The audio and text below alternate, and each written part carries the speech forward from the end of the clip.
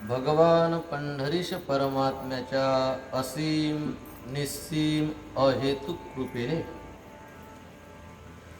श्री संत मुद्गलेश्वर महाराज तथा विश्वप्रभू गुणवंत भगवान या संत द्वयांच्या कृपाशीर्वादाने अंबाडावासी गावकरी मंडळींच्या सहकार्यातून आणि तुम्हा सर्व संत सज्जनांच्या उपस्थितीमध्ये संपन्न होत असलेला हा अखंड हरिनाम सप्ताह पहिलं बरोबर गुणाबाबाच्या या पावन परिसरामध्ये त्यांच्याच इच्छेनुसार या सप्त्याचं आयोजन करून आपण भगवंताच्या कथा श्रवण करत असतो. तर यावर्षी चिंतनाचा विषय आहे रामकथा. माहिती नाही असं नाही, सर्वांना हे सगळं माहितीच आहे, पण तरी या सगळ्या कथा आपण ऐकल्या पाहिजे. साधू संतांनी एवढंच पुन्हा पुन्हा ऐका असं सांगितलेलं आहे.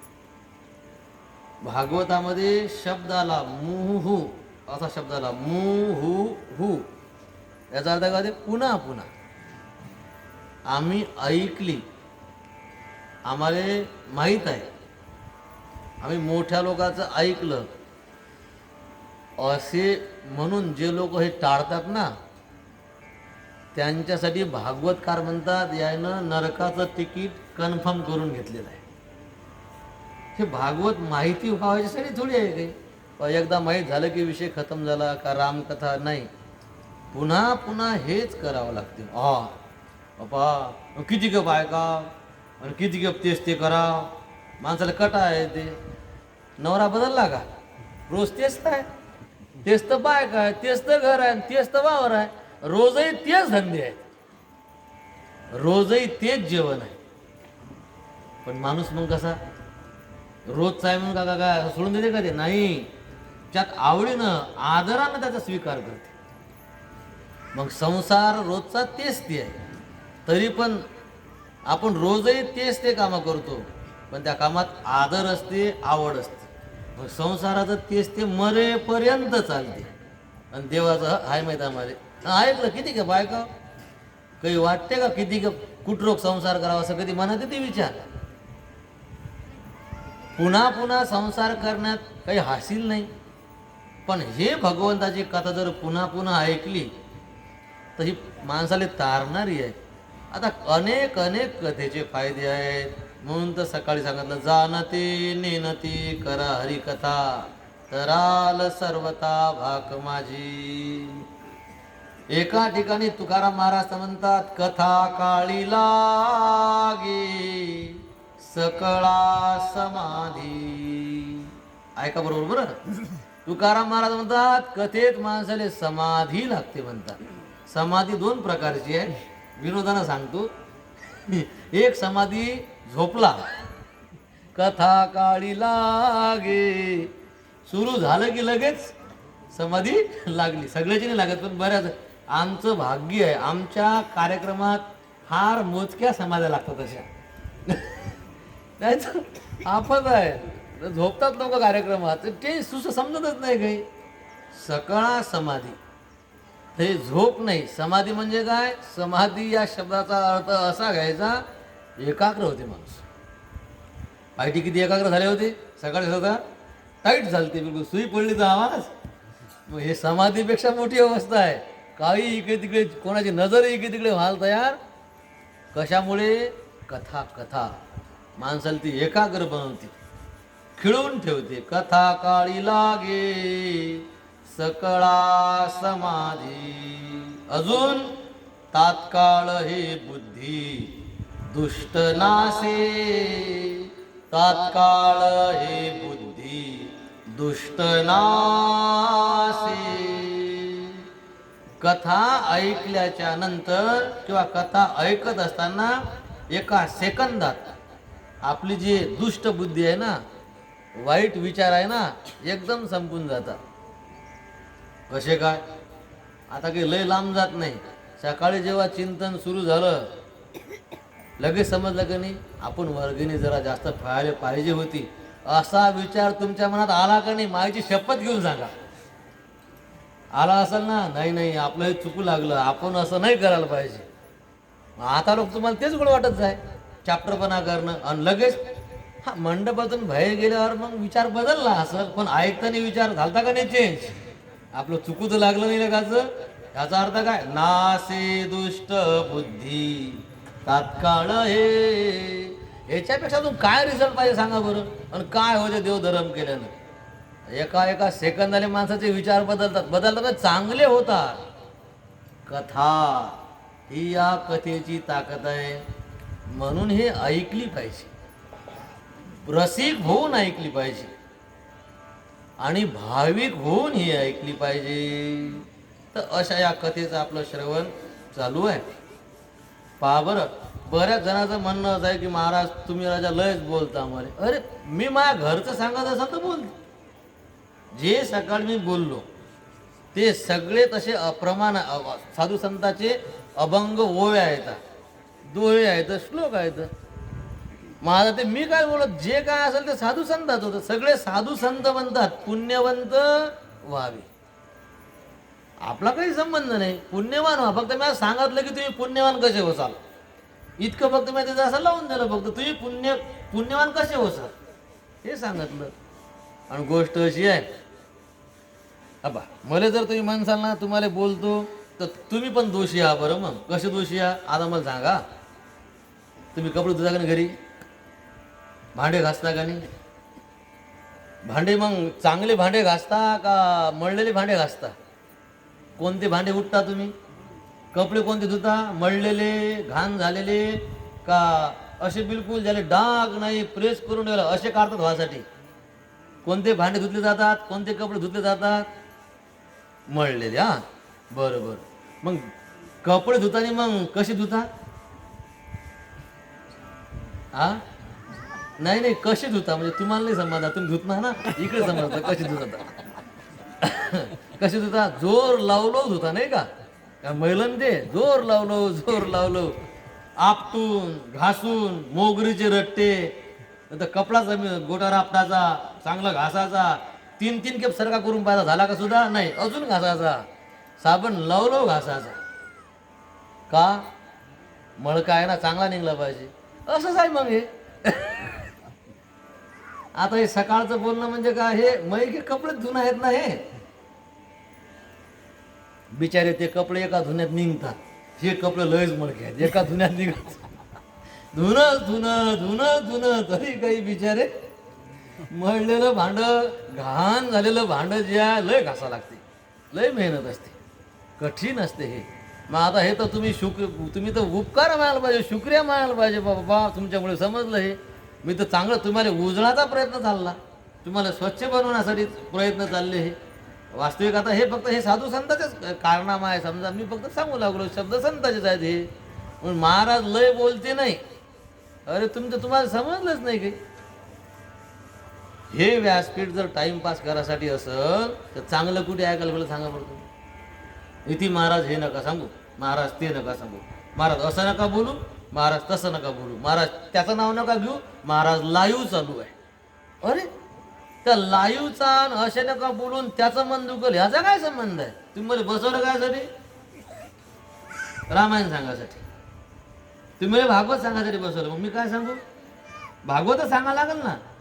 आणि हे पूर्ण भागवतातलं आहे. मी तुम्हाला काय सासूच्या आणि सुरूच्या गोष्टी सांगू ना, ते सांगणं चाललं का? हे शास्त्रच सांगणं चाललं ना, फक्त हे थोडीशी पद्धत जराशी वेगळी आहे जराशी. आता गोष्ट अशी आहे, बाकीचे कोण सांगत नाही, तुम्हीच कोण सांगता? बाकीच्याच हळेल आहे काम. तुमच्या घरी जेवायला यावं लागते, तुमच्या गावात राहावं लागते, तर थोडंसं ते अरे तुम्ही सगळे माया ना. मला की लय गाव फिर लागत नाही. दरवर्षी तुम्ही मला दिसता, दरवर्षी तुम्ही सांग मी भेट आहे. मग आता तुम्ही घरचेच झाले ना, आता मग घरच्या माणसाला नाही सुधरवा तर मग कोणाला सुधरवा? तुम्ही माझे वाटता, आपले वाटता, आणि माणसाला आपल्याच माणसाची काळजी असते. माणूस काळजी कोणाची घेते? आता तुम्ही इथून जेवायला गेले पंक्तीत नाही, जागा कोणासाठी धरता? जवळ जागा कोणासाठी धरता? पलीकडे सर बाई जराशी इथे राहू दे जागा. तुम्ही पलीकडे बसता बोल जराशी इथे एक जागा सोडा बरं. कोणासाठी धरली जागा तुम्ही? ते तुमच्या माणसासाठी धरली. माय तसंच आहे. माय तुम्ही माय आहे ना, म्हणून तुमच्यासाठी जरासं मग असते जरासे गालगुचे कानामागा जरासं असते. घरच्या आण तुम्ही, तुमचं चांगलं झालं पाहिजे भावना असते. आपलं म्हणतो म्हणून सांगतो. मन जर दिसलं की तुम्ही आपले मनाच्या लायकीची नाही, या टेकल्यावर लय लोक येतात ज्याला आपलं मनाच्या लायकीचे नाही, एक शब्दही बोलत नाही द्यायला सांगा. दिवसभर जरी इथे राहिले तरी मी एक शब्दही बोलत नाही द्यायला सांगा. त्याच्याकडे पायतही काही संबंध नाही, आपले नाहीत ना ते. आपल्या म्हणून इतकं प्रेमानं हे सगळं सांगणं चाललं. आणि याच्यात हित आहे आपलं. म्हणून तुकोबाऱ्या म्हणतात, कथा काळी लागे सकळा समाधी, नासे दुष्ट बुद्धी तात्काळ हे बुद्धी दुष्ट नासे. आणि आपण प्रार्थना करावं देव संताले, बाबा आम्हाला इथे समाधी लागली पाहिजे. हे कथा आम्ही ऐकू लागलो, देवा रामचंद्रा हे हनुमंतराया आमची दुष्ट बुद्धी संपून गेली पाहिजे. आपलं जीवन बिघडलेलं आहे म्हणून तर हे सगळं करावं लागते ना. माणूस चांगला असेल तर डॉक्टर पाशी जायची काय करायचं सांगा बरं. काहीच दुखत नाही, पोट दुखत नाही, पाठ दुखत नाही, ताप नाही, डोकं दुखत नाही, कोणती बिमारी नाही. आणि का दवाखान्यात कधी काय असाच आलो म्हणे, लय दिवसाची गोळी नाही घेतली, सुई नाही घेतली म्हणून आलो. म्हणजे दुखते काय? दुखत काहीच नाही पण घेतली नाही बा म्हणून आलो. असा कोण जाते का दवाखान्यात? दवाखान्यात कोणते पेशंट असतात? सगळे बिमार असतात. तर आपण सगळे बिमारीनं ग्रसित आहोत. मोठमोठ्या बिमाऱ्यांना आपल्याला ग्रासलेलं आहे. आणि त्या बिमाऱ्यातून सुटण्यासाठीच सगळं हे आहे. मग आता इतक्या लोक बिमारी सोडणार आहे का? तर मग औषधही कडू आहे. त्याच्यानंतर इंजेक्शन दिल्यावर त्याची आग होणार आहे. त्याच्यानंतर डॉक्टरले पैसेही द्यावे लागतात, पंक्ती घालायला लागते ना, वर्गणी द्यावं लागत नाही का? हे कशासाठी आहे सगळं? हे संस्थांसाठी नाही, नाही गुणाबाबासाठी नाही, नाही या महाराजासाठी नाही. हे कोणासाठी? बिमार आहो ना आपण, या बिमारीच्या बाहेर निघासाठी. ज्याची बिमारी बसली त्याला संस्थांची मंडपाची संतांची गरज नाही. पण बिमार आहो ठीक आहे, म्हणून हे सगळं ऐकलं पाहिजे, इथे सगळं केलं पाहिजे. तर सकाळची आपली कथा जी चालली होती, आज आपण निघलो रामकथा करासाठी, पण सकाळी सारी रावणाचीच कथा झाली. रावणाचा उन्मत्तपणा. तुकोबाराने सुद्धा रावणाचं खूप वर्णन केलं, आपण असं ते ऐकलं. पण ते वर्णन करण्याच्या पाठीमागं तुकारामाचा उद्देश काय होता? त्यातून हे दाखवायचं होतं की सांगा बरं, रावणासारखं आपल्याजवळ काहीच नाही, सर्व गुण संपन्न, संसारातले सगळे सुख रावणाजवळ होते, पण आयुष्यही भरपूर होतं. शेवटी काय याच्यातलं काही सोबत जाऊ शकला नाही. आणि त्या मानानं आपल्याजवळ काहीच नाही. आणि मग आपण तरी काय नेणार आहोत? हे महाराजांना त्यातून सांगायचं होतं. सांगा ते कवडी गेली नाही, सोबत कवडी नेता येत नाही, पण ते कवडी तिचं पुण्यात रूपांतर करून ती पिशवीत भरून नेता येते. कर्मानी गो गच्छती जीव एकहा, असा तो सकाळचा काय होता विषय होता. काय झालं? रावणाच्या जीवनात काही कमीच नव्हता. आता सगळी सत्ता त्याची होती, त्याच्या बरोबरीचा कोणी योद्धाच राहिला नव्हता. आणि मग एक दिवस असा तो रावण जो आहे ना, सभेमध्ये बसला होता आणि आपल्याजवळ काय काय आहे याचा तो विचार करू लागला. दसमुख बैठ सभा एक बारा, देखी अमित आपण परिवारा, सुख संपत्ती सुत सेन सहाई, जय प्रताप बल बुद्धि बड़ाई, नित्य नूतन सब बाढ़त जाई, जिमि प्रतिलाभ लोभ अधिकाई, राम कृष्ण हरि जय जय राम कृष्ण हरि, राम कृष्ण हरि जय जय राम कृष्ण हरि.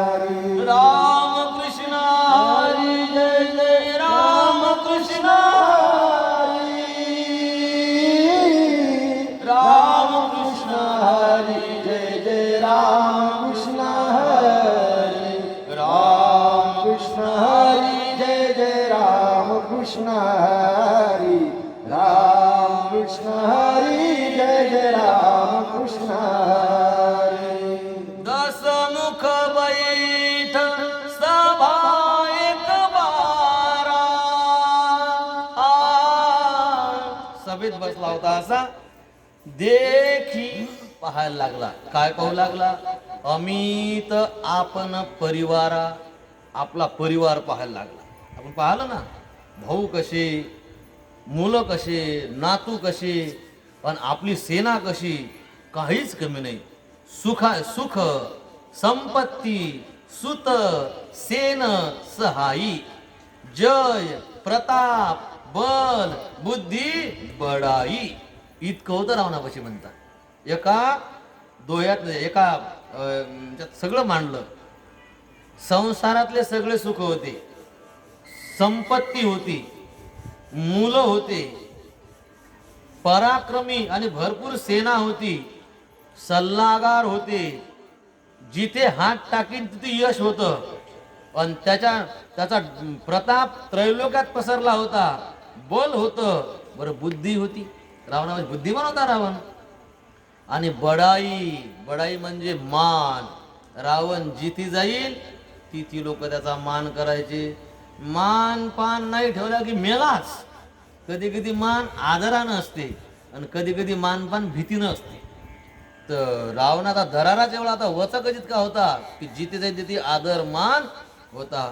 बरं मग हे होतं तेवढंच होतं का?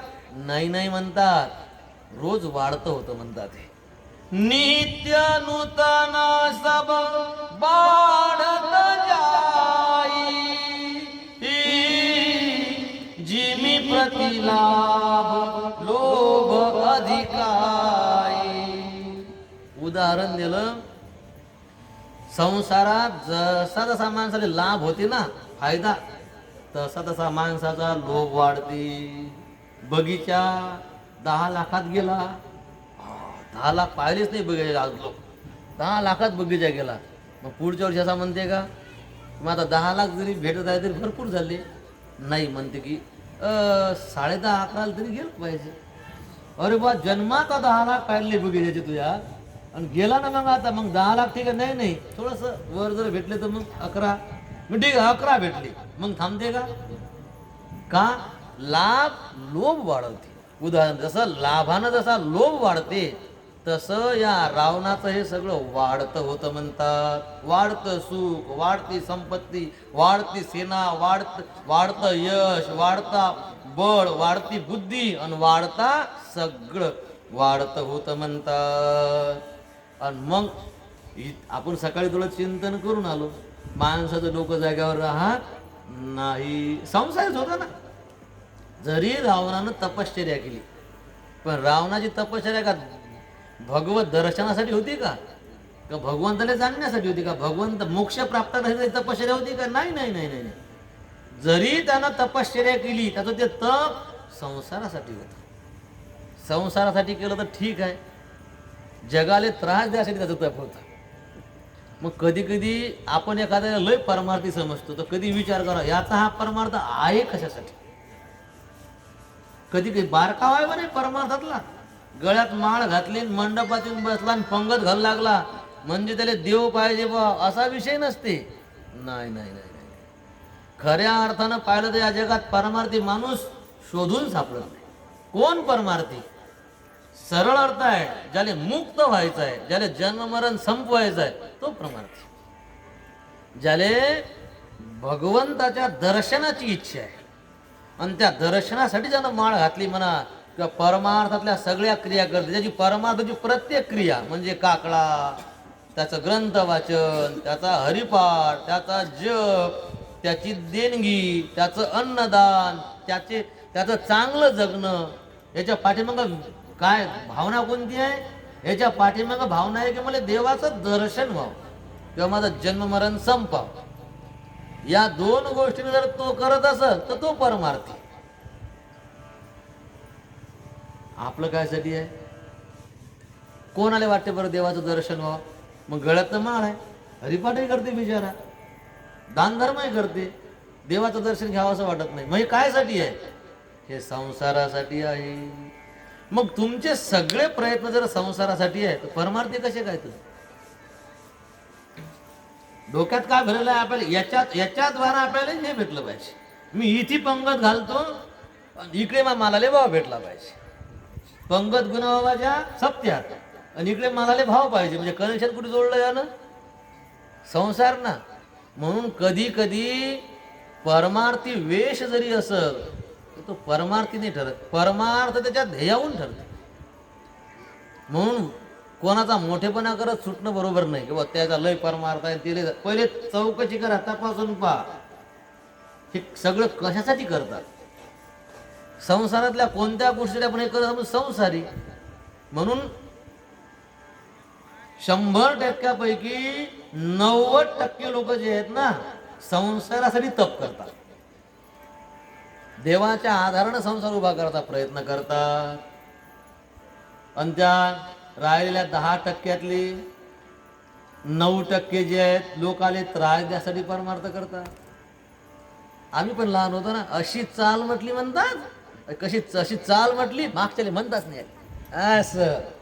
आता तू गायन का लोकांना त्रास शिकला का? अरे कशी ती भजी दे की असा ते काय म्हणतात, अशी सरपटी म्हणा किंवा असा मुकळा का असं ते असं वाजवलं म्हणतात की गायकाले समज नाही सापडली, त्याला सुटलंच नाही. गायक तालातून चालला गेला, त्याला धरतात आलं आणि मग आपलं वजन तसं आहे. आता हे खाता देव लोकांना त्रास असेच आहे की नाही सांगा बरं. बरेचदा संस्थांच्या आधारानं, त्या गुणाच्या आधारानं आपण लोकांना त्रास देतो. मग आपली तपश्चर्या कायसाठी आहे? रावणाची तपश्चर्या आहे, साधारण तपश्चर्या नाही, 10,000 वर्षाची तपश्चर्या, अनशन, काहीच घाललं नाही. आणि 1000 वर्ष झाले की मुंडकं कापून टाकायचं आहे होमात, पण देवाच्या दर्शनासाठी नाही. मग सगळं आपल्या कंट्रोलमध्ये राहिलं पाहिजे, आपल्या पुढे कोणाचं काही चाललं नाही पाहिजे. आपली तपश्चर्या कशासाठी आहे पहा.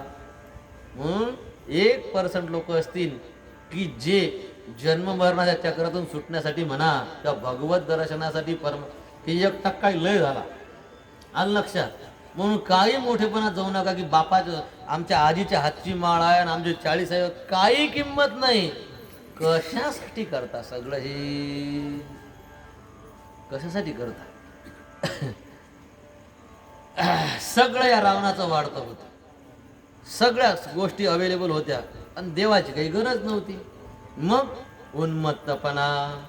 आणि मग त्यानं काय केलं, आपल्या या काय एक सुभाषित आहे, विद्या विवादाय धनम मदाय शक्ती परेशाम परपीडनाय. दुष्टाची विद्या भांडणं करासाठी, दुष्टाचं धन उन्मत्तपणा करासाठी, आणि दुष्टाचं शक्ती दुसऱ्याला त्रास द्यासाठी. दुष्ट माणूस, दुष्टापाशी जर विद्या असेल ना, गुण असेल ना, बिलकुल भांडणच करते त्या गुणाच्या आधारावर, विद्येच्या आधारावर. विद्या विवाद आहे, धन उन्मत्तपणा करासाठी, ताकद असेल दुसऱ्याला त्रास द्यासाठी. पण हे जर साधूपाशी असेल तर साधूची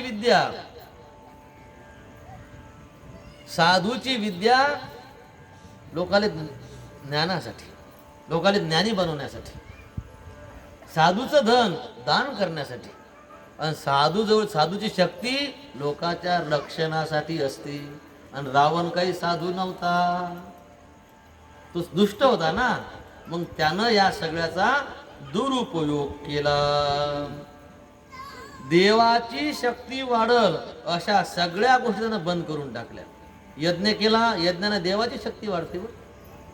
हे आपण जे परमार्थातले सगळे कार्य करतो नाही, यानं देवाची शक्ती वाढते, देवतांची शक्ती वाढत असते.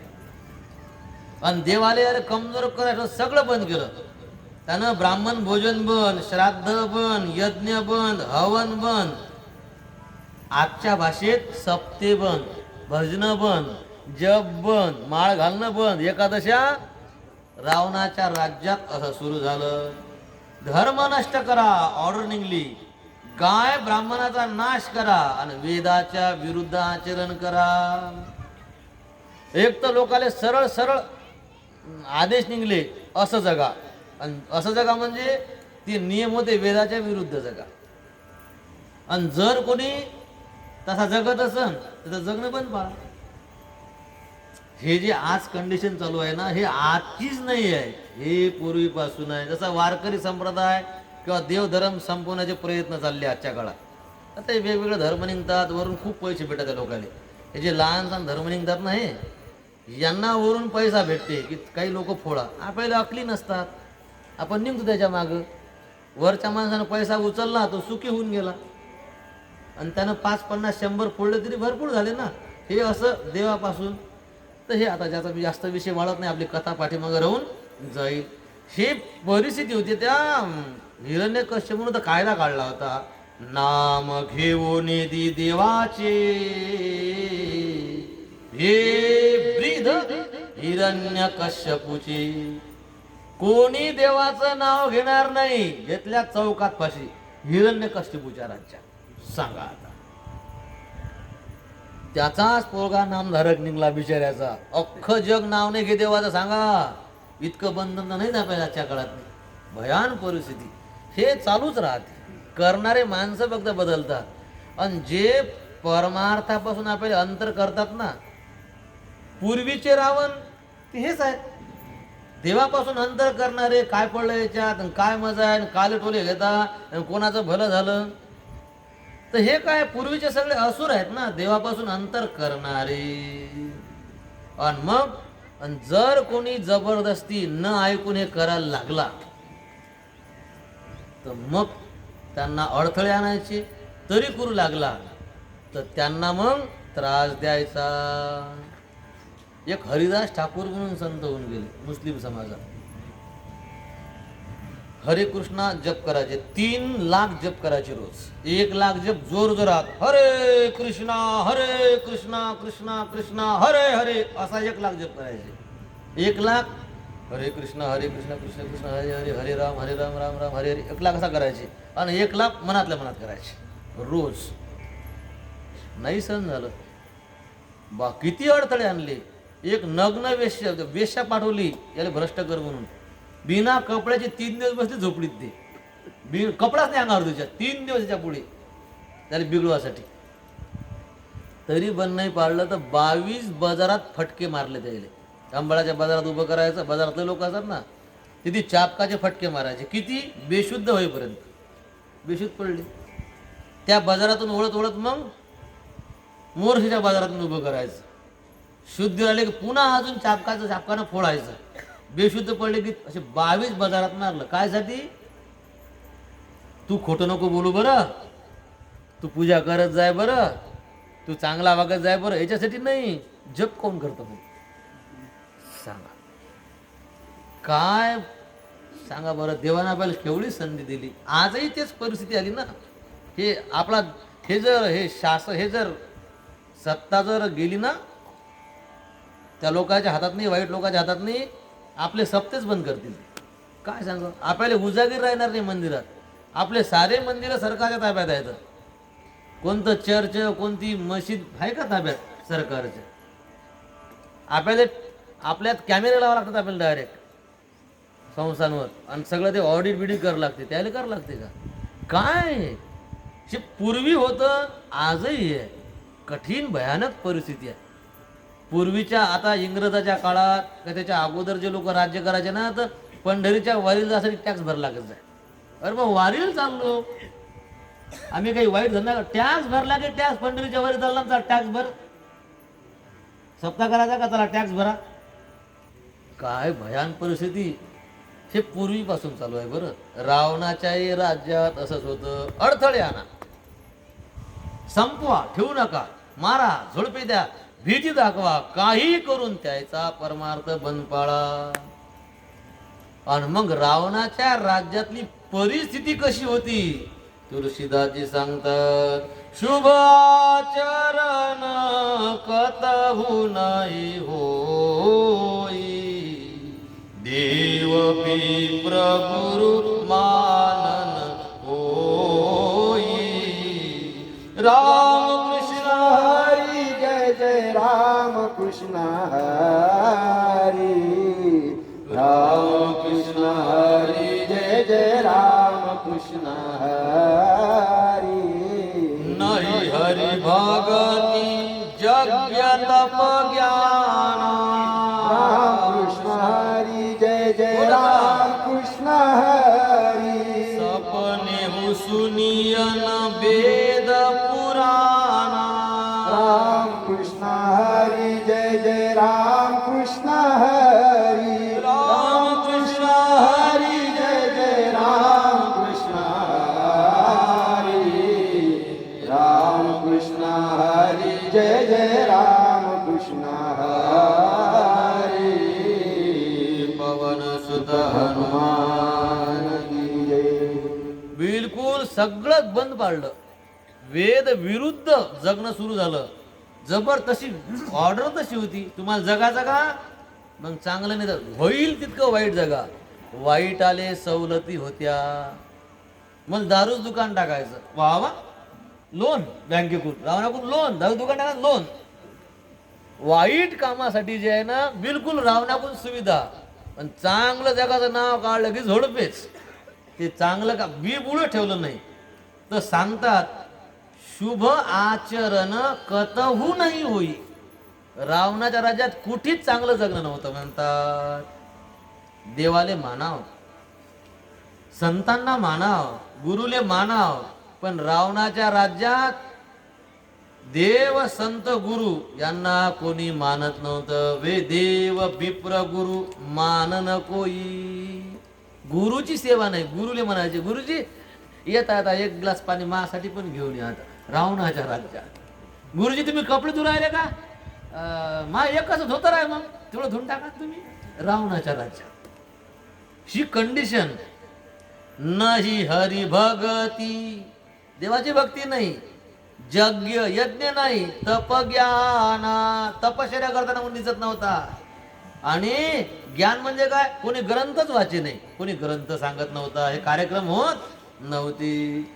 तर ते आता त्याचं आयुष्य लय होतं ना त्याचं. हे काय एक दोन दिवस थोडी चाललं, काही 14 चौकडे आयुष्य गणना एवढं आयुष्य होतं. त्याच्यामुळे देव असते बा, संत असतात बा, लोक भुलून गेले, लोक भुलून गेले. स्वप्नातही लोकांना देव दिसे नाही. सपने वो सुनिय ना वेद पुराण, नामो निशान करून टाकून देव रावणानं सगळं खतम. मग आता हे चांगले जगणारे नव्हते तर मग रावणाच्या राज्यात होते कसे, ती यादी. रावणाच्या राज्यात होते कसे ती यादी भगवान शंकर पार्वती आई साहेबाला सांगतात. बाढे खल बहु चोर जुवारा, जे लंपट परधन परदारा. राम कृष्ण हरी जय जय राम कृष्ण हरी राम कृष्ण हरी जय जय राम कृष्ण हरी. कोरस करणारे ध्यान द्यायचा, चाल बदलली थोडस बी कमी पाहिजे. बाढे खल बहु चोर जुवारा, जे लंपट परधन परदारा. मान ही मात पिता नाही देवा, साधून सन करवावई सेवा. राम कृष्ण हरी जय जय राम कृष्ण हरी राम कृष्ण हरी जय जय राम कृष्ण हरी. मग रावणाच्या राज्यात लोक होते कसे, कसे होते, चोर, सगळे चोट्टे होते म्हणतात, जुवारा. आता टाइम खाली रिकामा टाइम आहे, ग्रंथ वाचायला जमत नाही, मग बसले डावात. बाडी खल, खल म्हणजे दुष्ट, लोकाले त्रास देणारे चोर जुवारा. पुन्हा लंपट, लंपट म्हणजे आसक्त होते कोणात, दुसऱ्याच्या पैशात मन ठेवणारे, आणि दुसऱ्याच्या बायात मन ठेवणारे, बाया दुसऱ्या माणसात मन ठेवणाऱ्या, जे लंपट परधन परदारा. बस सगळे असे होते व्यसनी. मान ही मातू पितू नाही, माय बापाला कोणी कवडी किंमत देत नव्हतं रावणाच्या राज्यात. एक जण म्हणे, अहो रावण महाराज असं म्हणतात की बाबा मायबापाची सेवा केली की माणसाला काशी घडते, मायबापाच्या सेवेनं देव भेटते, पुंडलिकाला भेटला होता म्हणतात. मग करू का मायबापाची सेवा, रावण मगास डबल का म्हटलं तर दाखवून देईन तुले. नाही पण तीर्थाचे धुरे म्हणतात ना, तुम्ही तुले दाखव का रक्ताचा धुरा आला.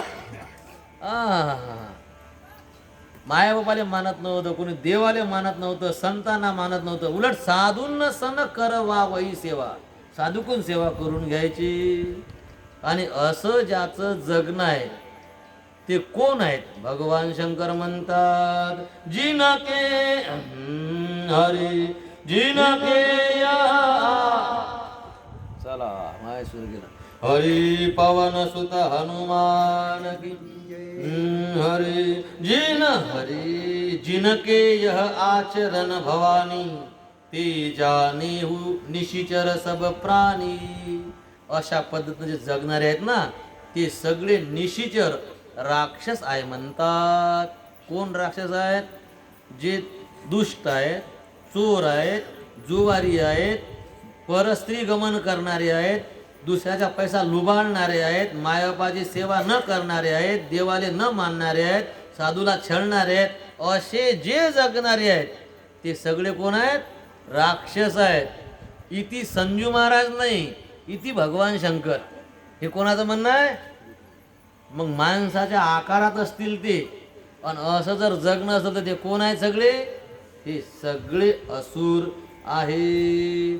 आणि मग अशी या पृथ्वीवर कंडिशन निर्माण झाली, आणि अशा या लोकांचं या पृथ्वीला ओझ झालं. पापी जे अभक्त दैत्य ते मातले, पापीचे अभक्त दैत्य ते मातले. धरणीसी झाले ओझे त्यांचे, धरणीसी झाले ओझे त्यांचे. बुडविला धर्म अधर्म झाला फार, बुडविला धर्म अधर्म झाला फार. सोसवेना भार मज आता, सोसवेना भार मज आता. राहियले यज्ञ मोडिले कीर्तन, राहियेले यज्ञ मोडिले कीर्तन. अशा या पाप्यांचं या पृथ्वीला झालं ओझ. आणि या पृथ्वीनं घेतलं मग एका गाईचं रूप, वासराचं रूप घेतलं. वत्सरूपी पृथ्वी ब्रह्म्यापाशी जाय, नेत्री वाहे तोय. सांगत असे गाईच्या रूपात गेली. का गेली गाईच्या रूपात पृथ्वी? दुसरं कोण म्हशीचं कोणते रूप घेतलं पृथ्वीनं? का बकरीच्या रूपात काऊन नाही गेली? का तिच्या मूळ रूपात काऊन नाही गेली? गाईच्याच रूपानं का रूपात का गेली? त्याचं कारण असं आहे, गाय पाहिली की माणसाच्या अंतःकरणात दयामाया निर्माण होते. बैल पाहिला की नाही, आणि ही दुःखी होती ना. मग आपली ब्रह्मदेवाला दया आली पाहिजे. मग तिनं प्लॅनिंग काय केलं? ती पहिल्यांदा तर गाय झाली, आणि नुसती गाय झाली नाही, कृष गाय झाली एकदम अशी. एक तर गायीविषयी दया, आणि पुन्हा ती जर हाल्टिंग असेल तर मग अजूनच त्याविषयी आदर, आणि पुन्हा त्या गायीच्या डोळ्यातून जर अश्रू वाहत असतील तर मग अरे रे रे, आपलं अंतःकरण हेलावते का नाही. म्हणून ती गायीच्या रूपात गेली, अशक्त गायीच्या रूपात गेली, आणि नेत्री वाहे तोय रडत रडत गेली. ब्रह्मदेवाच्या अंतःकरणात करुणा निर्माण झाली. सांगितलं, अरे रे रे रे, काय तुझी अवस्था, कशामुळे सगळे हे? तिनं सांगितलं, माझ्यावर सगळे पापी आहेत, ते पाप करायला लागले, उन्मत्त झाले. पापी अभक्त आहेत ते मातले म्हणतात, उन्मत्त झाले म्हणतात. काय केलं त्यानं उन्मत्त होऊन? धर्म बुडवला, जिकडे तिकडे अधर्म वाढला.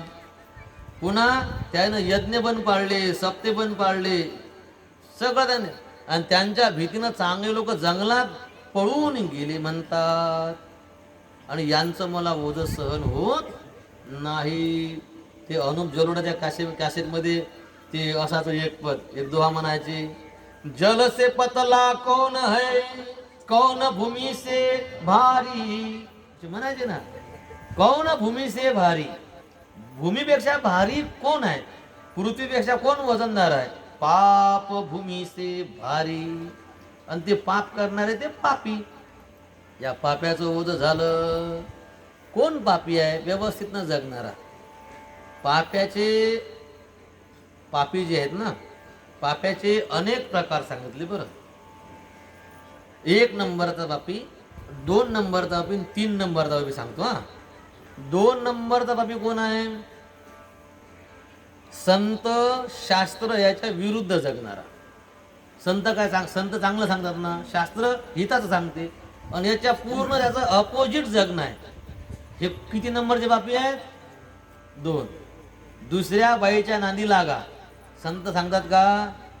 नाही. शास्त्र सांगते का? नाही. आणि लागतात. मग किती नंबरचे पापी झाले? तर चोरी करू नका, दारू पिऊ नका, मांस खाऊ नका, सगळे संत शास्त्र सांगते, पण हे करतात. मग हे कोण झाले? तर पापी. किती नंबरचे? 2 नंबरचे पापी. हा, 2 नंबरचे पापी. 3 नंबरचे पापी कोण? तुम्हाला काय सांगा, 3 नंबर मधून कोणी सुटतच नाही. गरजेपेक्षा जास्त जमा करणारा तो 3 नंबरचा पापी. निषिद्ध सेवनात 2 नंबरचा, निंदित असतेचे सेवनात असा शब्द आहे. आणि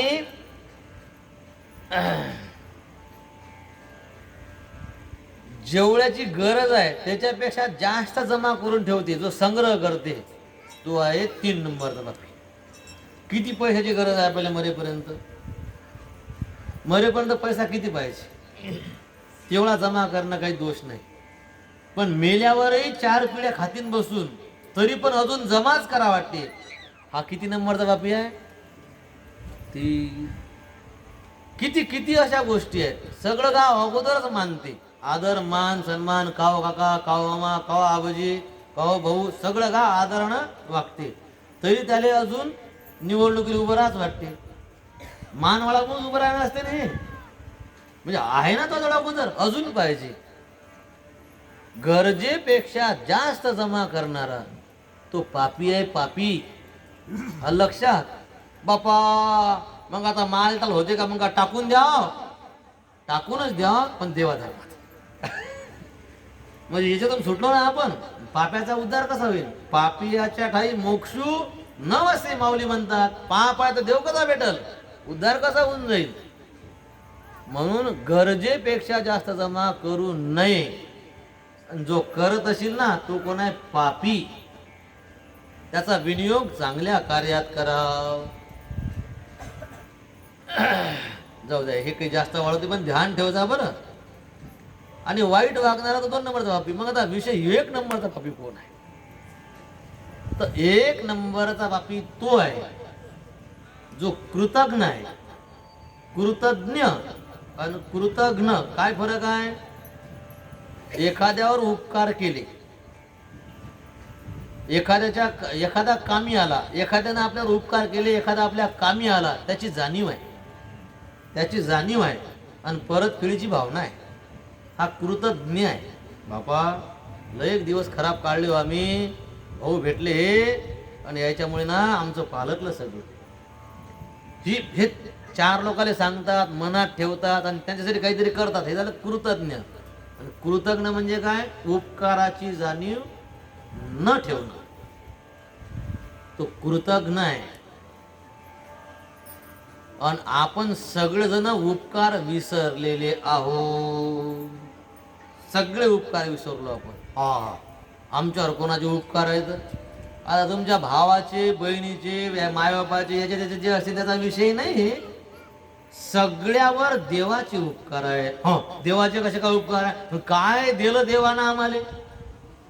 तर त्याचं उत्तर असं आहे, काय नाही दिलं देवानं तुम्हाला? काय दिलं देवानं आम्हाला? आम्ही कोण काय दिलं नाही देवानं सांगा बरं आपल्याला. काय दिलं नाही सांगा. किंवा आपल्या जवळ जी आहे, 1 मिनिट विचार करा, हे कुठून आलेलं आहे? कुठून आलं हे? सगळ्यात अगोदर हे शरीर कोण दिलं? देवानं दिलं. बरं, शरीरात दिलं का शरीरात जीव दिला? शरीरात जीव महत्वाचा आहे ना, नुसतं शरीर कामा नाही. नुसतं शरीर फक्त पेटवाच्या कामा आहे. उचला म्हणतात, उचला लवकर का? जीव गेला म्हणतात. जीवाशिवाय शरीर काही कामाचं नाही. हा जीव कोण दिला? तुकाराम महाराज म्हणतात, जेने हा जीव दिला दान, जीव दान दिला, आपल्याला दान दिला त्यांना, जीव दानात जीव भेटला. इंद्रिय कोण दिले? 2 डोळे चांगले आहेत, 2 कानं चांगले आहेत, 2 हातही व्यवस्थित आहेत, 2 पाय व्यवस्थित आहेत. कोण दिले हे? मग काय कोण दिले? मग सगळ्याच दिले ना. सगळ्याला 2 डोळे दिले नाही, कोणाला 1.5 दिला, कोणाला 1.25 दिला, कोणाला 1च दिला, कोणाला 1ही नाही दिला पुरा. सांगा बरं, तुम्हाला पुरे 2 दिले म्हणजे आता आहे का नाही उपकार? काय सांगा बरं, सगळ्याला थोडे 2 हात आहेत ते, कमी केले ना. कोणाला 2.25 दिले. किती सांगा बरं, म्हणजे देवाचे किती किती याच्याही उपर आपण जिथे राहतो, जी आपल्याला धारण करते, पृथ्वी कोण दिली? हे कोण दिली? आपल्याला धरून ठेवते. सूर्यप्रकाशाशिवाय आपण जगू शकत नाही. सूर्य कोण दिला? पाऊस कोण पाडते? चंद्र कोण दिला? जमीन टाकलेलं बीज बाहेर कोण काढते? पाणी कोण निर्माण केलं? हवा, हवा, ऑक्सिजन, ऑक्सिजन कोण निर्माण केला? हवा नसली तर माणसाची हवा जाते बरं. हा लक्षात, कठीण काम आहे. हवा कोण केलं सगळं? हे सगळं करणारा तो भगवान परमात्मा आहे. याच्यातलं एक जरी कमी असेल, आपण जगू शकत नाही. नाही जगू शकत आपण. ज्या बुद्धीच्या पहिले घमेंड आहे, ज्या बुद्धीनं आपण टेस्टीनं जगतो, ही बुद्धी देणारा कोण आहे? बुद्धिदाता कोण आहे? तो भगवान परमात्मा आहे. मग ज्यानं सगळंच दिलं आपल्याला, त्याची जाणीव आहे का? देणाराची आठवण आहे का? का त्याच्याविषयी काही कृतज्ञता आहे? कधी म्हणता देवा तुमच्यामुळे सगळं आहे बरं, असे काही शब्द आहेत? देवा तुमच्यामुळे शरीर आहे, तुमच्यामुळे जीवन आहे. देवा तुम्ही नसते तर कसं झालं असतं? काही आठवण आहे? अशीलही आठवण तर किती जणाला आठवण आहे? कोणालाच आठवण नाही असं म्हणत नाही मी. काही जणाला जाणीव असेल, पण मग किती जणाला जाणीव आहे? सोयऱ्या राहिले, भावायले, बहिणीले, बापा बाई तू नसती तर मायकच झालं असतं, बापा तू झाला तू नसता तर मायकच झालं असतं, सोपत्याले गळ्यात तू नसता तर मायकच झालं असतं. काही म्हटलं देवाला, देवा तुम्ही नसते तर माय काय झालं असतं? इतकं हलकट आहे का तो? अजिबात जाणीव नाही. अरे त्याची कथा ऐकणं म्हणजे त्याची जाणीव आहे. त्याच्या नावानं 4 पैसे दान करणं म्हणजे जाणीव आहे. त्याच्या नावानं पंगत घालणं म्हणजे जाणीव आहे. संसारातून वेळ काढून त्याच्याबद्दल वाचत बसणं म्हणजे जाणीव आहे. दिवसातून वेळ काढून आपल्या कामाधंद्यात त्याचं नाव घेत राहणं, त्याचा चेहरा आठवत राहणं म्हणजे जाणीव आहे. अशी जाणीव किती जणांना आहे सांगा? आता सांगा आपण किती कृतज्ञ आपण, सांगा बरं. आणि त्यानं फक्त 1 दोरी वर ताळीकडे करू द्या बरं, मग किती आपत आहे. आपण जगू शकत नाही देवाशिवाय, नाही जगू शकत आपण. आणि त्या देवाची आठवण नाही म्हणून आपण सगळे कृतज्ञ आहोत. म्हणजेच 1 नंबरचे पापी आहोत. म्हणजे पृथ्वीले ओझ आपलंच आहे. त्याचा होय भूमी भार, आपला भूमीले भार आहे, जाणीवच नाही. तरी ते कधी कधी इशारे देते बरं. ते डुकर पाठवते मग वावरात आठवण करून द्यासाठी, लक्षात नाही येत. काही रोई येतात, वानेर येतात, कधी कधी मग ते पिकावर बिमाऱ्या पडतात. जाणीव आहे की नाही? सगळी हे जाणीव आहे. काही मालाचे भाव एकदम खाली उतरून टाकते, ध्यानात नाही येत. त्याला समजतच नाही पंगत घालायला लागते का 4 पैसे देवासाठी, जाणीवच नाही. त्याचं नाव घ्यावं लागते, काही जाणीवच नाही. रात दिवस मरते, मग लाईन डीम करते. हा झोप सोडून वळून वारात गेला, लाईन डीम, 4 डिप्या फिरते. कोणी गेली डीम? ते तर टमक्यानं काय केली, तिकून सूत्र हरले वरून, ते इकून तिकून धागे दोरे वळतच राहते बरं. असा जागोजागी दिवसभरात आपल्याला असे धक्के देत राहते की आठव, जर असं ध्यान दे. लग्न झाल्यावर बायको हुन टू करते, त्यानं धागा वळल्यावर तिकून आता तरी सावध होय. लेकरं बेवळे निघतात, खर्रे खातात, उलटून बोलतात. हे काय धागाच वळणं आहे? नाही लक्षात येतो. मग एखादी बिमारीच येते, का हो काय झालं? काही नाही म्हणतात, इकून दुखते म्हणतात. सोनोग्राफी करून आलो म्हणतात, 2-4 हजाराला काही मरण नव्हतं म्हणतात, तरी देवाचं नाव घेत नाही, त्याला समजत नाही की धागा वळला म्हणून ते. किंवा आता तरी घेशील, पोटात दुखलं पाठीत दुखलं तर रोज देव धागे वळते, जाणवते का अरे कर आठवण, घे नाव, जाणीव कर. नाही नाही नाही नाही नाही नाही, असे हे पापी, आपण पापी, कृतज्ञताच नाही ना. एवढं सगळं देवानं दिल्यावर आणि देवाच्या विरुद्ध आपण जाऊ तरी शकतो का? काढला त्यांना जीव वापस आणू शकतो आपण? नेला त्यानं डोळा, दुसरा बसू शकतो, दुसरा बसू शकतो, पण मग ते फक्त दाखवायचं आहे, पाहायचं नाही. ते फक्त लोकांना दिसते की डोळा आहे, पण त्या डोळ्यानं काही दिसत नाही. काय सांगा बरं, काय काय काहीच जाणीव नाही. किती कृतज्ञ आपण, काय उभ्या आयुष्यात तोंड किती वाजवतं, बाबा मी त्याच्यासाठी इतकं केलं, मी तिच्यासाठी इतकं केलं. देवासाठी काय झक मारली आज लोक, काही आठवण आहे? साधूसाठी काय केलं, संसाराचे तोले घेतच तू, पण ज्याच्यामुळे आपलं जीवन आहे सगळं, त्याच्यासाठी काय केलं त्याची जाणीव नाही. म्हणून आपण कृतज्ञ आहोत, 1 नंबरचे पापी आहोत. पण देवासंग विरोध घेतल्यावर, देवाले विसरल्यावर आजपर्यंत कोणाचं बरं झालं? विसरली तया थोर हानी झाली, विसरली तया थोर हानी झाली. म्हणून तर साधू संतांनी सप्ते सुरू केले, तर तसे आठवत ना तर इथे येऊन बसा, म्हणजे मनी मानसी नसताना देवाची आठवण आहे. म्हणून जप, म्हणून हरिपाठ असे तरी इथून बसतात. जरी बा देवाले आठवा म्हणून जरी बसले, मग तुम्ही बसेला ना, देव समजून घेते की यानं वेळ दिला. त्याच्यातही काटछाट 2 वाजता, 3 वाजता, 5 वाजता, जपासाठी 5 वाजता असे मग येतात बिचारे. समजा काय करावं, अपमान नाही हे, म्हणजे आपली किती काटछाट चालली. म्हणजे तशी तर देवाची आठवण नाही, आणि साधू संतांना देवाची आठवण व्हावं म्हणून काही उभं केलं तर त्याला आपला रिस्पॉन्स नाही. आलाय का म्हणतात सप्ताह, अरे बा टोमना मारल्यापेक्षा नाही म्हण, नाही तर कटकन फाळून जाऊ दे पुढे. आलाय का गेलाय का, तुम्हाला काही धंदेच नाही, तुझे धंदे चांगले हो म्हणून हे सगळं चालू आहे बा. आलं का लक्षात? तर हे याच्यामुळे पृथ्वी दुःखी होती, कधी कधी तिला हे दुःख अनावर होते. म्हणून मग ती एखादा भाग खाली सोडून देते, ज्याले आपण धरणीकंप असं म्हणतो, भूकंप म्हणतो.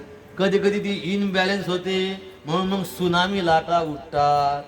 दरवर्षी बरसातीत पूर येतात, आणि आलेला पूर बिचारा एकटा जात नाही, आसपासचे सगळे सावळत चालला जाते. भाग्यवान हाव, विदर्भात हाव, काना कोपऱ्यावर नाही कुठी. त्या बिहारकडे कुणी कुणी पाणी येते, नेमकं दुबा केला संसार घेऊन जाते. केरळ, तामिळनाडू, कर्नाटक तिकून लाटा उसरतात. राजस्थान, पंजाब, हरियाणा तिकून पाकिस्तानातून बंदूकच्या गोळ्या येतात. किती मनातून बसतो सांगा बरं, सुरक्षित कुठून काहीच नाही सांगा.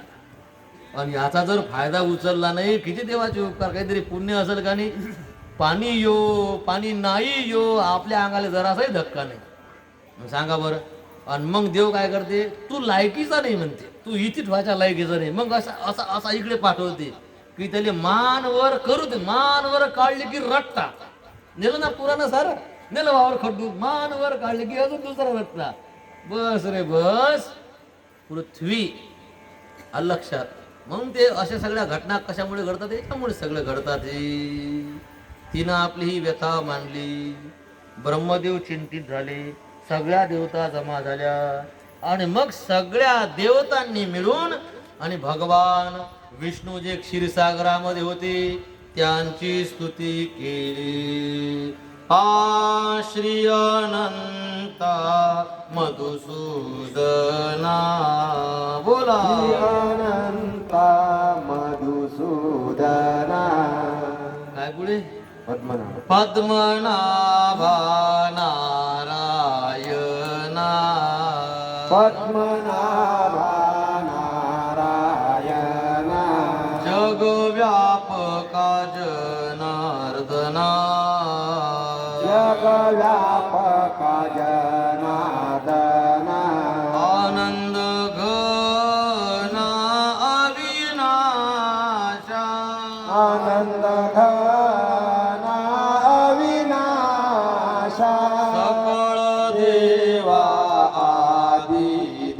देवा सकळ देवा आदि देवा तुका आला लोटांगणी तुका आला लोटांगणी मज ठाव द्यावा चरणी मज ठाव दावा चरणी हेची करीत असे विनवणी हेची करीत विनवानी भवबंधनी सोडवावे भवबंधनी सोडवावे भवबंधनी सोडवावे भवबंधनी सोडवावे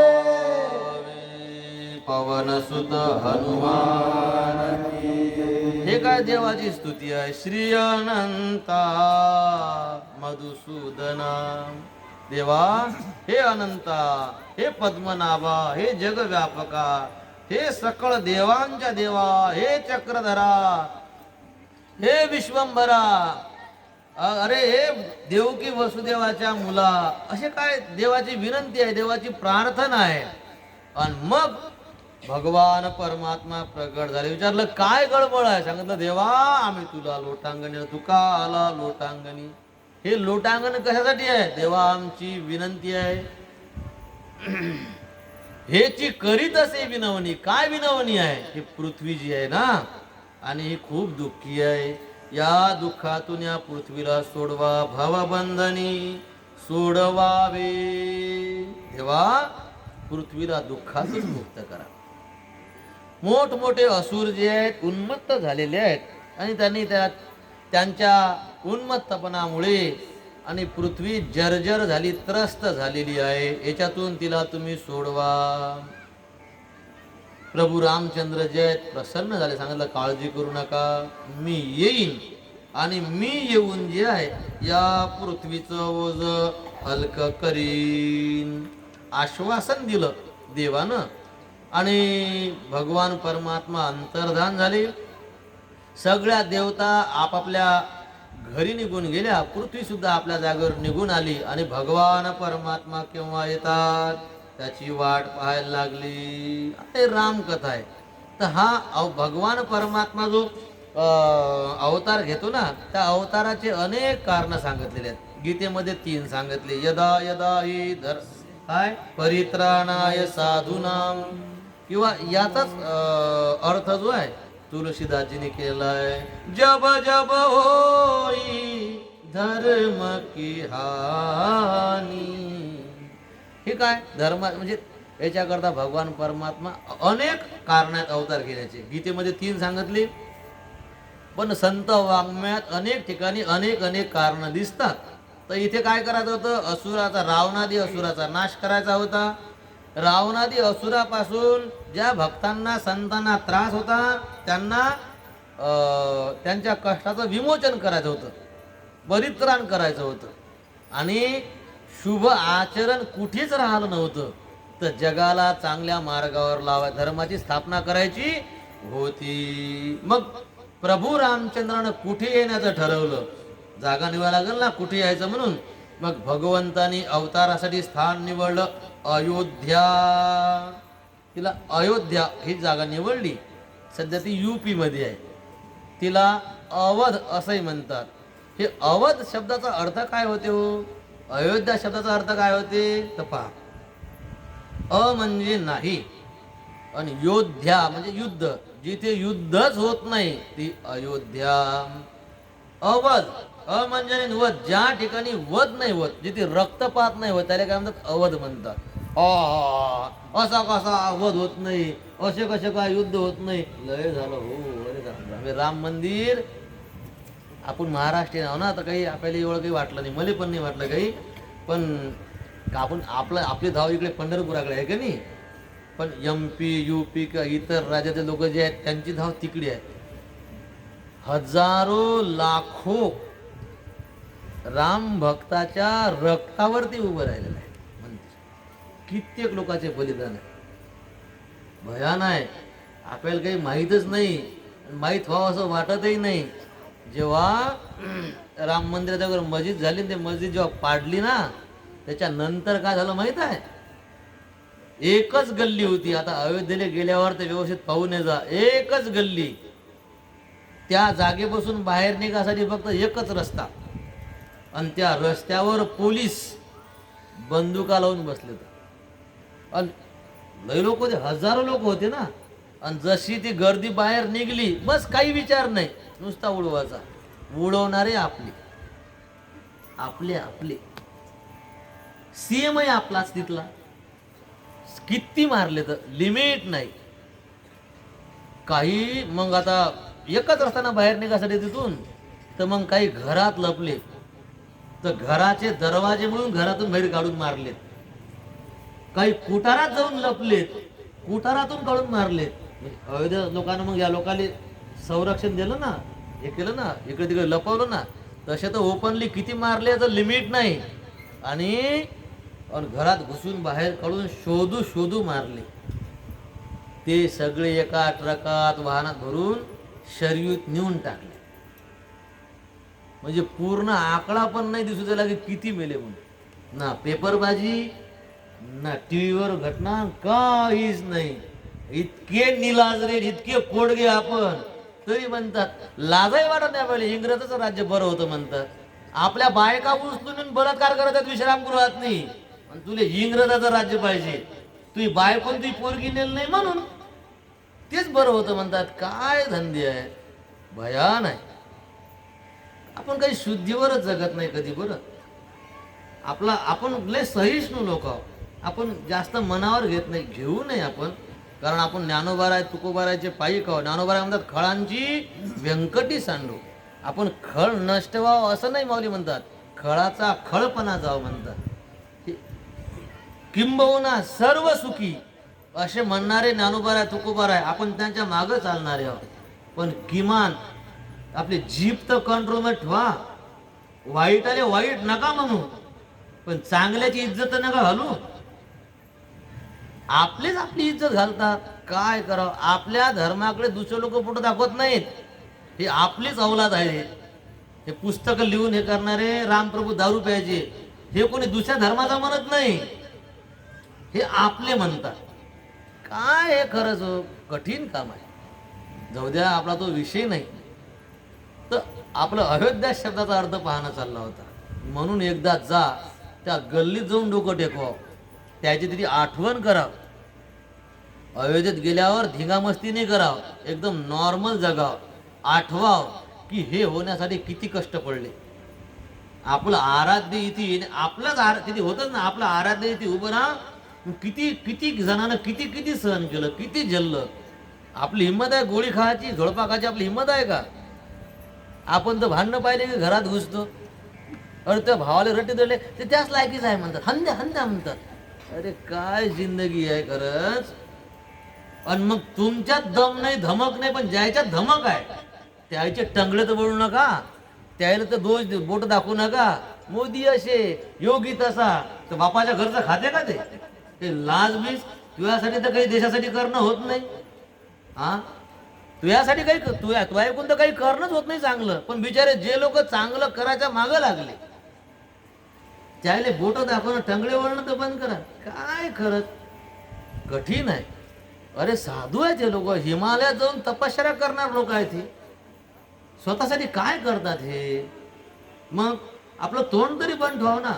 आपण भांडणं करा, आपला विषय नॉर्मल जीवन जगावं. आपण म्हशी राखणारा म्हणते त्याला अक्कल नाही. तू अक्कल समजली ना किती आहे तर. म्हशी राखता म्हणजे तू किती बुद्धिमान आहे ते समजलं. म्हशी माग आहेस तू आता, म्हणजे तू किती बुद्धी आहे चालते समजलं ना. बुद्धिमान असतं म्हशी राखल्या असतात तुला. बुद्धिमान असं तर लेबर बनला असता का, सिमेंटचे टोपले वळी दिले असते का? काय आपण कुठेही काही करतो.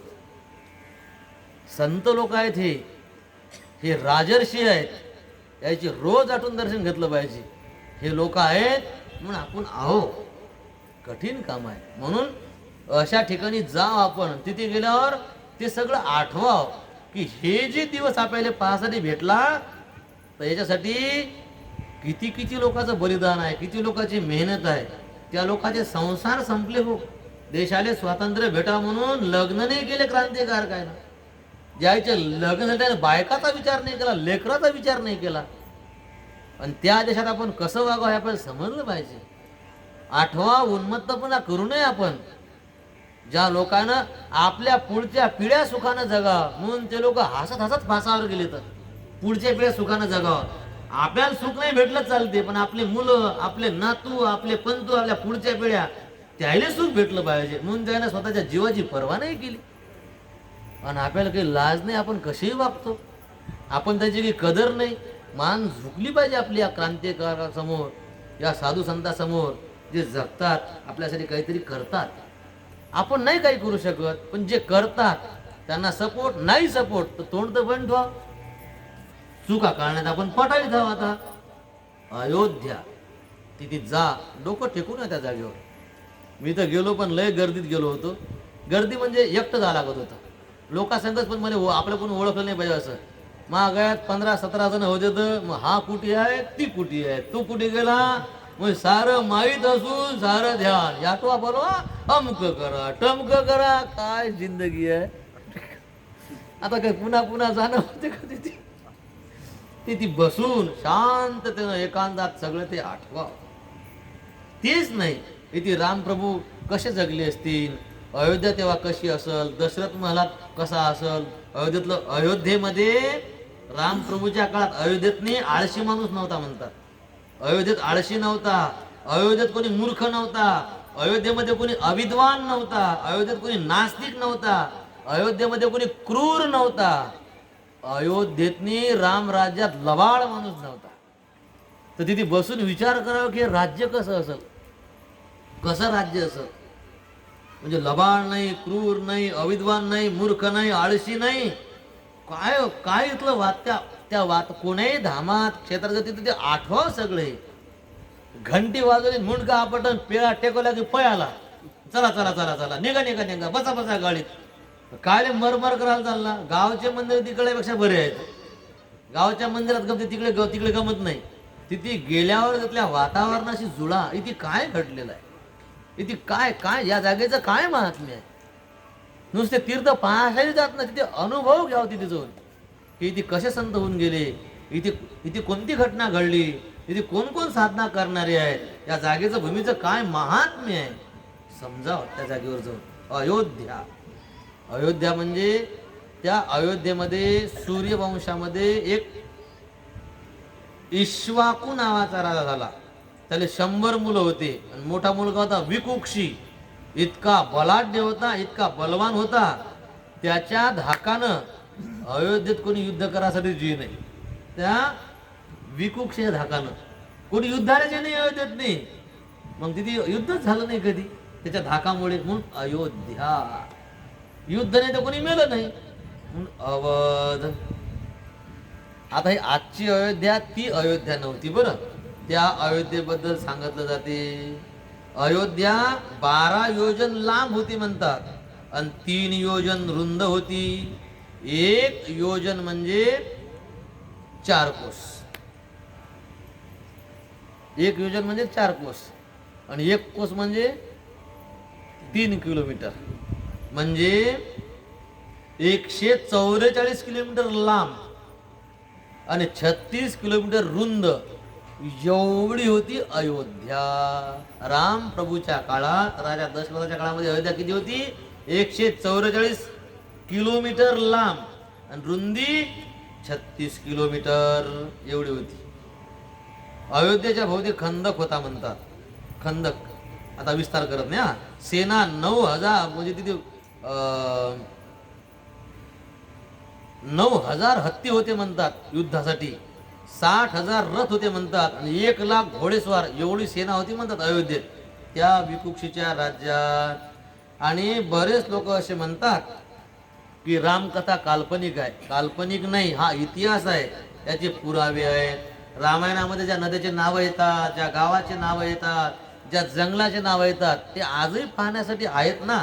ते काल्पनिक नाही, हा इतिहास आहे, जिवंत पुरावे आहे त्याचे अजून.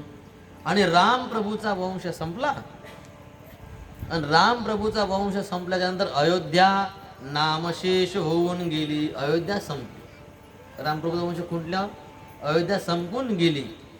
आणि मग त्याच्यानंतर परकीय आक्रमण आले, परकीयांचं राज्य झालं, व्हायला लागलं. पुढे त्याच्या अगोदर असं म्हणतात, विक्रमादित्य नावाचा राजा, त्या विक्रम वेताळ म्हणतो ना आपण, तो विक्रमादित्य राजा, त्यानं अयोध्या कुटीवतीचा शोध लावला आणि अयोध्येमध्ये 360 मंदिर बनले विक्रमादित्यानं. म्हणजे विक्रमादित्याच्या नंतर मग परकीय आक्रमण यायला लागले आणि त्यांनी सरळ सरळ मग काय आपले धार्मिक स्थळ खतम करून टाकले. तर मग काय ते तोडलं की पुन्हा उभं करावं, पुन्हा तोडावं, पुन्हा उभं करावं, असं करता करता करता ते पार ते आता 1000 वर्षापर्यंत हे चाललं. किती वर्ष चाललं सगळे? 1000 वर्ष हे चाललं. 1000 वर्ष सांगा, 1000 वर्ष आपल्या धर्माला ठोके चालू होते तर तरी आपला धर्म संपला काय? आपल्या धर्मात पावर असेल बरं?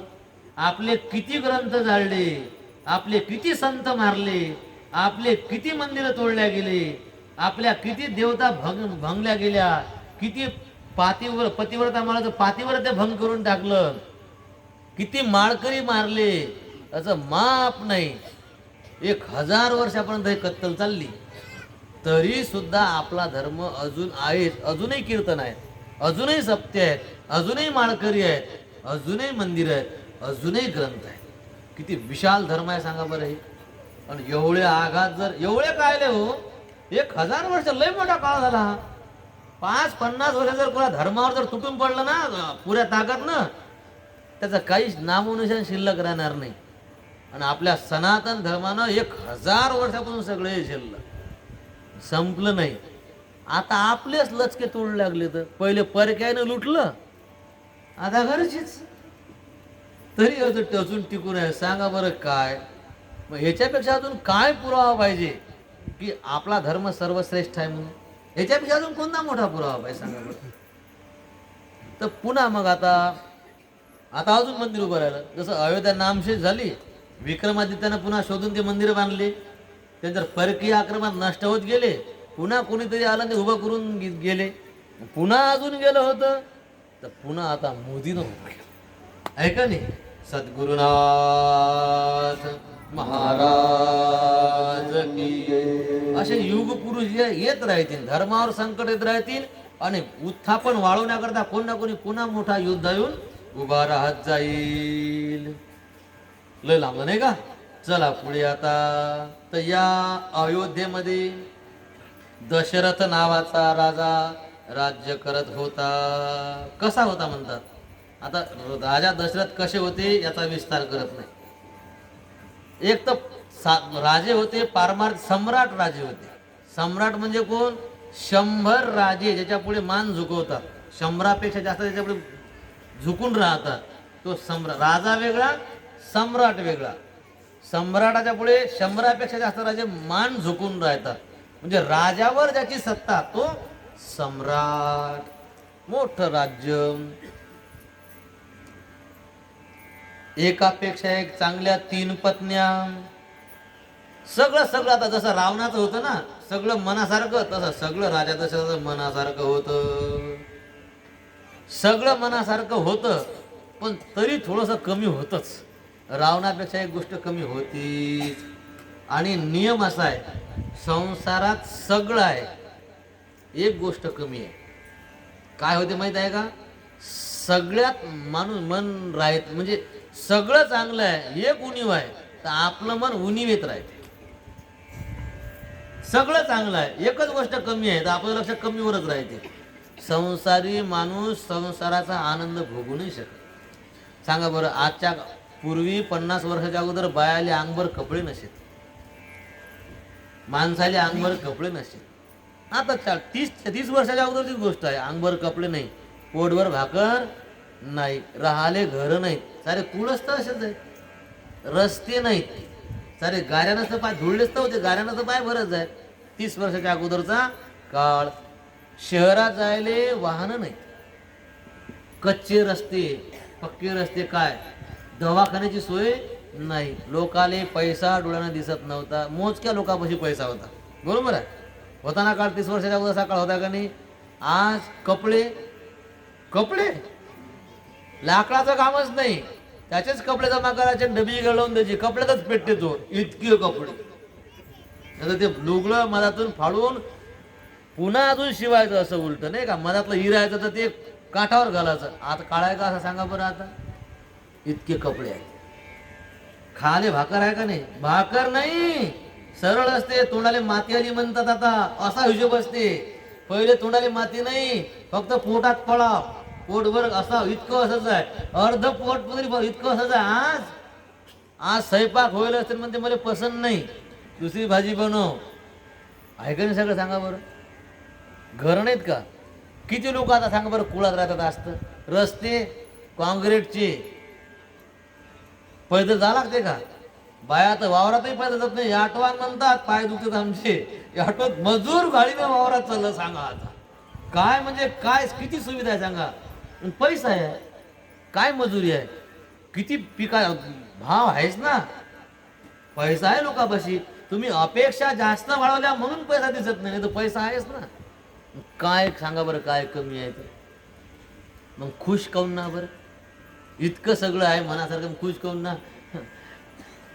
पोराचं लग्न नाही होऊ राहिलं, मग जाऊ दे तेवढं लग्न, राहू दे त्याचं, बाकी सगळं तर बरोबर आहे ते. नाही नाही, कपड्यातही मन लागत नाही, खाण्यातही मन लागत नाही, गाडी घोड्यातही मन नाही, सारं मन कुठे? पोराचं लग्न होत. बरं लग्न झालं, मग सून नाही भेटली म्हणतात. सांग, नाही भेटली, संसार पोराले करायला, तू काय मरत? हा, तुला काय संसार कोणाला करायला लागते? पोराला करा, ते पाय घेत तो येतो, सावरीन दिले, तू काय मरमर करत? नाही म्हणत, पण सून चांगली पाहिजे. अरे बाकी सगळं चांगलं आहे म्हणतात. एक जण म्हणे महाराज तुमच्या किरपेनं म्हणे शब्द बरोबर आहे म्हणे, पोरगच दारू पिते म्हणे, काही औषध सांगा ना. सांगा आता, देणं सोडून पिऊ दे ना बिचारायला, एक बोतल तू आणून देत जाय, सगळं बरोबर आहे ना, ते सोडून देत ग. काय सांगा बरं, असलेलं सुख भोगत नाही आपण. सगळ्या सुखाच्या सगळ्या वस्तू आपल्यापाशी आहेत, पण आपलं मन जिथे कमी आहे तिथे आपलं मन फसलेलं आहे. आणि हीच परिस्थिती झाली राजा दशरथाची. हरी एक बार भूपती मन माही, भई गलानी मोरे सुत नाही. राम कृष्ण हरी जय जय राम कृष्ण हरी, राम कृष्ण हरी जय जय राम कृष्ण हरी. निज दुख सुख सब गुरहि सुनायऊ. राम कृष्ण हरी जय जय राम कृष्ण हरी. कही वशिष्ठ बहु विधि समुझायऊ. राम कृष्ण बोलत जा जय जय राम कृष्ण हरी. एक बार भूपती मन माही, भई गलानी मोरे सुत नाही. राम कृष्ण हरी जय जय राम कृष्ण हरी. राम कृष्ण हरी जय जय राम कृष्ण हरी. राम कृष्ण हरी जय जय राम कृष्ण हरी. राम कृष्ण हरी जय जय राम कृष्ण हरी. सिया बलरामचंद्र भगवान पवन सुत हनुमान की जय. काय झालं की राजा दशरथाच्या जीवनात सगळे सुख होते, फक्त पुत्र संतती नव्हती, मुलं नव्हती, आणि म्हणून मग ते काय होते, दुःखी होते. इथे शब्द प्रयोग फार चांगला केला बरं. मग ते आमच्यात आणि मग दशरथात काय फरक आहे? आम्ही पण हाय त्याच्यात मन ठेवत नाही, नाही त्याच्यात टेन्शन घेतो. मग दशरथ राजा तर असाच करत जाय. त्यानं फक्त एकदा केलं होतं. किती घेऊ? एकदा एक बार शब्द का एकदा. आपल्यासारखा रोज जळे नाही, जळत नव्हते ते. आपण 24 तास त्याच विचारात राहतो, त्याच टेन्शनमध्ये. बोलणं, सांगणं, ऐकणं आणि रडून पण दाखवणं. बापा इतकं जर झालं ना बरं तर बापा गुणावाची काय करावं. हमेशा इतकं इतकं. किती भीक मागे धंदे आहे सांगा बरं. इतकं सरतच नाही, शब्दच फक्त इतकं आहे, बस इतकं. आणि मरे लोक इतकंच राहते, ते पुरं होतच नाही. मोठं मागणं जरा असं भिकत मागायचं जरा अगं बघा मागवा, इतकं ना इतकं पाहिजे समज जरा. राजा दशरथाला समज होती, पण एकदा खूप दुःख वाटलं. एकदा एक बार, हे शब्द नाही म्हणत, एक बार भूपती मन माई. एकदा फक्त भई गलानी मोरे सुत नाही. ग्लानी म्हणजे दुःख झालं, असं आतून दुःखाचा उमाळा आला. अरे मला मुलं नाही, लग्न झालं लेकरू बाळ नाही झालं म्हणून दुसरं लग्न केलं, लेकरू बाळ नाही झालं म्हणून तिसरं केलं. काही ठिकाणी 3 बायका होत्या असं सांगतात, आणि काही ठिकाणी 500 होत्या म्हणतात. लोकांचं म्हणणं आलं, ओ बापा बापा बापा 500 बायका, दशरथ राजा तर लय रंगेल होता. हे आरोप आहे. रंगेल नव्हता, लेकरू होत नव्हतं म्हणून दुसरी गेली, तिले होत नाही म्हणून तिसरी गेली, तिले होत नाही म्हणून ती अजून केली. लेकरासाठी केला, इले तरी होईल, हिला तरी होईल, हिला तरी होईल. लेकरू झालं नाही, बायका 500 झाल्या. लेकरू झालंच नाही, बायका कुठे 3 सांगतात. ते काही बाईच्या नादी नव्हतं, पण ते लेकरासाठी दुसरीले होईल. पण एक दिवस होतं दुःख, पण मग जाऊ द्या, देवाची इच्छा, आपलं कर्म, असं म्हणून प्रसन्न राहायचे. काहीच दुःख नाही, काही उदासी नाही, काही नाही. पण एक दिवस विचार करतात, कारण वय झालं होतं ना खूप. वय म्हणजे म्हातारे झाले होते राजा दशरथ. राजा दशरथाचं आयुष्य आहे 99,000 वर्ष. 99 सहस्र राया दशरथा. 99,000 वर्ष आयुष्य होतं राजा दशरथाले, आणि त्यातले 60,000 वर्ष ते जगले होते. तर आणि 60,000 वर्षात लेकरू झालं नाही, आणि जास्त पूर आयुष्य जगले नाही. पण राजा दशरथ नाही. राजा दशरथ 99,000 वर्ष जगले नाही, अगोदरच गेले. तर आयुष्य बाकी होतं ना, अगोदरच जीव गेला यायचा, वियोगात जीव गेला रामप्रभूच्या. मग एक दिवसाचा उमाळा आला, माझं इतकं वय झालं, अजून माझे लेकरू होत नाही. लेकरासाठी डॉक्टर, वैद्य, धागे, गंडे दोरे काय नशीन केलं, लेकरू झालं नाही. भई गलानी मोरे सुत नाही. मग लोकापाशी रडत नाही बसले तर, कारे गळ्या लेकरूच नाही गळ्या, आणि कारे बाबा, आणि का बाई. हा दुःख उमटलं तर म्हणजे दुःख व्यक्त कुठे केलं, आपल्या गुरुजवळ गेले. कुठे गली चौकात बसून गोष्टी करत बसले नाही, माझ्या जीवनात असं आहे, माझ्या. आपण तर सारं गाव बरं वाजवतो, माय असं माय बरं होईल का. आपलं दुःख सांगूच नाही कोणाला, काय सांगावं लागते. आपल्या दुःखाची लोक टिंगल उडवतात, आपलं दुःख सांगू नये, आपली उणीव लोकांसमोर प्रगट करू नये. का? लोक मजा घेतात. भेटला होता, भेटली होती, लय रडली रे, लय का घातला त्यानं. मग आता तुम्ही भावनेच्या भरात अंतकं हलकं वाचायला सांगितलं, आणि त्यानं काय केलं तुमचं? बिलकुल सांगायचं नाही आपलं दुःख कोणाला. आपलं दुःख संतांचा येसाल महाजवळ सांगासाठी, संताजवळ. महाराज का माझा टेकलीवर बाबा मोठी आपत आहे, ते मंदिरात जायचं, ते मंदिरात जाऊन सांगायचं. नाही काय तुम्हीच तर म्हटलं होतं तुम्हाला सांगायचं, मला नाही सांगत ना. बाई गलानी मोरे सुत नाही. मग कोणाला सांगावं दुःख आहे? वशिष्ठाजवळ गेले, आणि तिथे गेल्यावर एकदम असं व्यवस्थित म्हणजे चिंतन मांडलं तुलसीदासजीनं. सांगतात दुःखच नाही सांगितलं, बरं सुखही सांगितलं. निज दुःख सुख सब गुर हे सुनायऊ. सब सांगितलं, सगळं सांगितलं. म्हणजे दुःख तर सांगितलंच, पण सुखही सांगितलं. बरं आपलं असं आहे, आपण सुख नाही सांगत, फक्त दुःख सांगत राहतो. जे कमी आहे ते सांगतो. देवानं इतकं करा, देवानं माय असं करा, तर असं म्हणणं देवानं माय हे बरं केलं तर मग आता देवानं हेही बरं करा. देवानं माय हे चांगलं केलं बाबा, देवाच्या कृपेने माय हे बरं आहे, देवाच्या कृपेने हे माय चांगलं आहे, देवाच्या कृपेने माय हे व्यवस्थित आहे.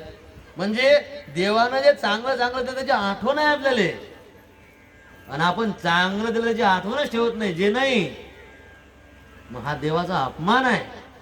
अरे बा काय राजा, तुले 99 गोष्टी त्या चांगल्या दिल्या म्या, एक कमी केली तर देवानं माय काय बरं केलं, देवानं माय काय बरं केलं. अरे हे समज काय, हे काय कोण दिलं हे? म्हणून यायनं नुसतं दुःख जर सांगितलं असतं तर देवाचा अपमान असता तो. म्हणून सुखही सांगितलं, बायका चांगल्या आहेत, पैसा तळका भरपूर आहे, सगळं आहे, बुद्धी आहे, मानपान आहे, शरीरही माय चांगलं आहे एवढं वय झालं तरी. पण मग दुःख हे आहे की मला मुलं नाही. तर ठीक आहे मुले, मुलं नाही ना, मग आता होऊन जातील. काय करावं लागेल त्यासाठी?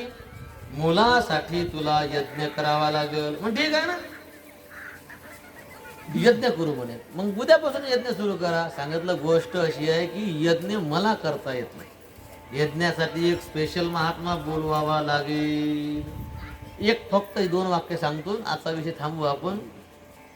गोष्ट अशी होती की राजा दशरथाच्या नशिबात पुत्र सुख नव्हतं, म्हणजे पूर्ण जन्मात त्याच्या नशिबात पुत्र सुख नव्हतं, तरी त्याला मुलं झालेत. मग कसे काय नशिबात जर होते, मग झाले कसे काय? त्याच्या नशिबात जर लेकरं, स्पष्ट लिहिलं होतं विधात्यानं, त्याच्या नशिबात पुत्र सुख नाही, मग तरी मुलं कसे काय झाले?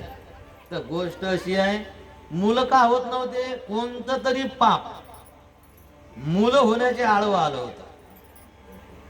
लक्षात, कोणतं तरी पाप मुलं होण्याचे आडवं आलं होतं, ते पाप काही मुलं होऊ देत नव्हतं. मग हे जे पाप आहे याच्यापेक्षा मोठं पुण्य केलं. मुलाच्या आडवं जे पाप आलं होतं, मुलं होण्याच्या आडवं जे पाप आलं, त्याच्यापेक्षा मुलं होण्यासाठी मोठं पुण्य केलं. मग या मोठ्या पुण्यानं हे कमी पाप बाजूने फेकलं. लक्षात. आणि म्हणून राजा दशरथ झाले, काय झाले? मुलं झाले. ज्या पापानं मुलं होत नव्हती त्या पापापेक्षा जास्त पुण्य केलं. गरिबी आहे, किती काम करा, संसार तसाच उघड्यावरच पडेल आहे. मग कोणतं तरी पापानं तुमचं ते काय ते श्रीमंती रोखून धरलेली आहे. मग असं पुण्य करा की त्या पुण्यानं हे दरिद्री फेकून दिली पाहिजे. कोणत्या तरी बापानं शरीर रोगी आहे आणि बिमारी बसतच नाही, असं पुण्य करा. या पापापेक्षा वजनदार पुण्य करा, पाप फेकून देईल. याले म्हणतात हातावरच्या रेषा बदलता येतात. त्याचा अर्थ काय होते? हातावरच्या रेषा बदलतात त्याचा अर्थ काय होते? तुम्ही चांगलं करा, पुण्य करत चला, पुण्य करत चला, तुमचं नशीब तुम्हाला बदलता येते. इथे तर मरी येते पार्टी उठायची. जप आहे का आता? महाराजांना काल सांगत होतं की 5 वाजता जप आहे, पाहिजे बरं लगेच उठजो, दिसलो नाही पाहिजे महाराजाने. का हो निघले का? नाही नाही, जेवून येतो ना वापस. काय वापस गेला घरी? काल काय सांगितलं, जेवण या वापस. तर किती वापस आले? सारे वापस घरी गेले मंडपातल्या. काय सांगा बरं. आणि दुःखासाठी आपण रडतो. अरे मग दुःखाचं ते दुःख घालवासाठी पुण्य कर ना. तुमच्या जीवनाची उणीव आहे, कोणातरी पापानं ती उणीव आहे, ती उणीव घालवासाठी पुण्य कर लागते. आणि पुण्याची फॅक्टरी आहे ती मांडेला आहे. 4-5 दिवसानं काय कमी जास्त होणार आहे सांगा बरं तुमचं? रोज त्याच घरात मरणं आणि तेच धंदे आहेत, रोज तेच लेकरं, त्याच सुना, त्याच सासवा, आणि त्याच झंझटी, आणि तेच कुटाने, आणि तेच शेजारी. काय दुसरं सांगा? आणि फॅक्टरी बसली आता इथे, ज्याच्यासाठी रडतात ते झालं दुरुस्त, बदललं ते बदललं. कपाय हातावर राजा दशरथाचं बदललं, नशिबात पुत्र सुख नव्हतं, तर त्या पापाचं प्रतिबंध जे होता त्याच्यापेक्षा जास्त पुण्य केलं. आणि त्याच्यामुळे राजा दशरथांना पुत्राचं सुख मिळालं. पण पुण्य कोणतं केलं ते सांगू, पण उद्या 12:30 वाजतापासून सांगू. आजचा वेळ संपला, आपण या ठिकाणी थांबू आता. हरी सिया प्रभू सिया बलरामचंद्र भगवान की जय.